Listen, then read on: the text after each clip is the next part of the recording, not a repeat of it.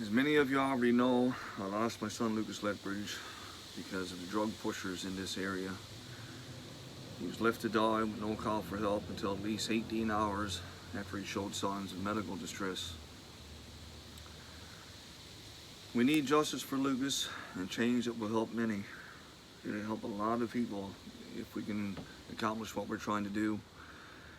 This next protest will be at the Supreme Courthouse in St. John's on July the 16th.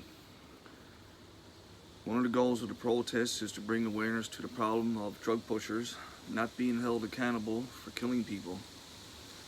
And most of the times there's not even a proper investigation or any charges even made on these killers. Nothing. They just leave them alone, they're ignored, and it just keeps happening over and over again. Here in Newfoundland, it's time that these dealers be held, or these dealers who are killing people be charged with manslaughter and or negligence, like they do in other provinces. All over Canada, they charge people with negligence and manslaughter, and it's got to start happening here.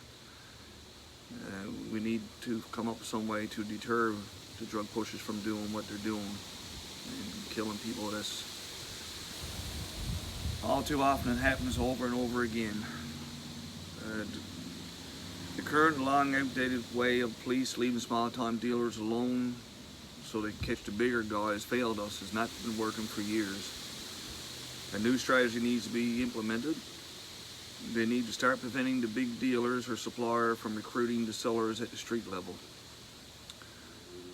You need to take away the street seller's motivation to sell.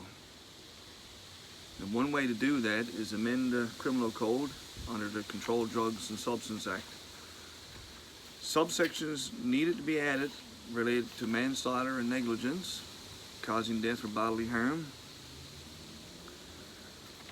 If the street dealer believes he is risks being charged with manslaughter or negligence when selling to someone, many people will deem the risk too high to even decide to sell in the beginning, given that if the charges were to be placed on them, those offenses will carry a severe punishment of years in jail. If you can deter most people from selling drugs at the street level, the big dealers and suppliers will not be able to distribute to the victims. Plain and simple. All too often the street dealer be selling drugs in our communities for years and years, and everybody knows about it.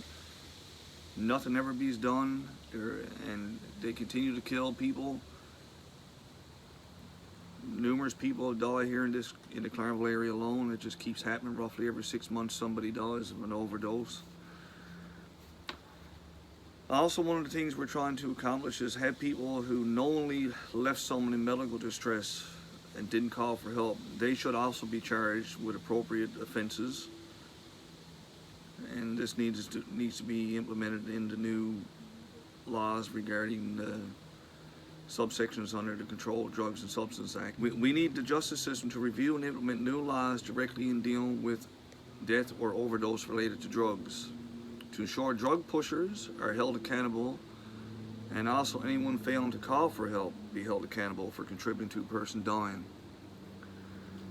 Drug pushers prey on people's hard times in life to make profit by pushing drugs on them during difficult times, knowing full well eventually the drugs they sell to their victims will kill someone. But they don't care if they kill anybody or not, as long as they're making money. I ask everyone who has lost a loved one to the drug pushers to attend the protest to show your support for justice for Lucas, and to also help bring about change to help others. Even if you haven't lost someone yet, chances are you will. Don't wait for that to happen before you speak up. Speaking up now may help save countless lives of your loved ones. Don't regret not speaking up now. Thank you to everyone that has shown support for something so important to me and countless others. I really appreciate it. Thank you.